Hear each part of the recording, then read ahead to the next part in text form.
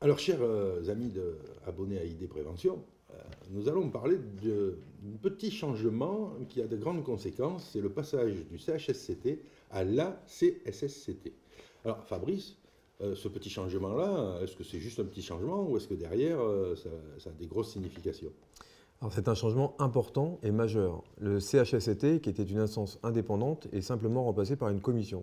Une commission d'ailleurs qui n'est obligatoire que dans les entreprises de plus de 300 salariés. Autrement dit, le CHSCT disparaît pour tout le monde, mais la commission santé, sécurité et conditions de travail, appelée donc CSSCT, ne sera effective que dans ces entreprises de plus de 300 salariés, ce qui prive les représentants du personnel et les salariés de la présence soit d'une commission, soit d'un comité qui était spécialisé avant dans la santé, la sécurité et les conditions de travail.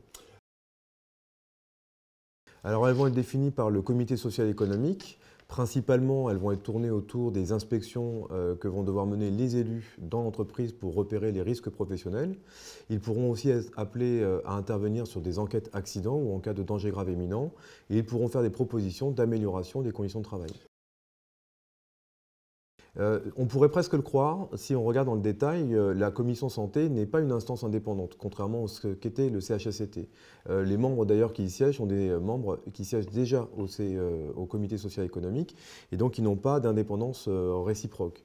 Ensuite, elle ne détient pas de moyens propres au sens qu'elle ne peut pas nommer un expert, par exemple, contrairement à ce que pouvait faire le CHSCT, ne dispose pas de fonds directement financés par l'employeur. L'ensemble des moyens de fonctionnement de cette commission seront supportés par le budget de fonctionnement du CSE. Bref, cette commission est finalement une émanation du CSE, elle ne fonctionnera qu'en résonance avec les décisions du CSE et elle ne produira que les missions que le CSE veut bien lui confier. Exactement, en fait c'est le comité social économique qui récupère la lourde mission de l'hygiène, de la santé, de la sécurité et des conditions de travail. Avec cette difficulté, c'est que le CSE n'est pas équipé aujourd'hui pour assumer cette charge. On lui a même réduit ses moyens à ce comité social économique, moins de membres, moins d'élus, moins de facilité pour recourir aux experts. Donc au final, on va avoir une difficulté quand même assez majeure de relever le défi de la santé.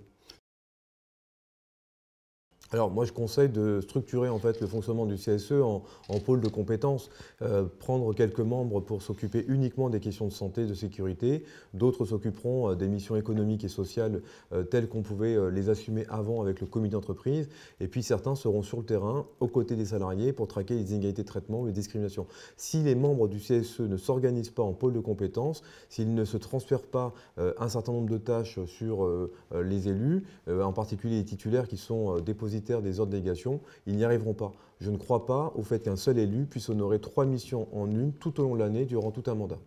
Eh bien, ce n'est pas très optimiste, mais je vous remercie quand même pour toute cette explication. Merci beaucoup.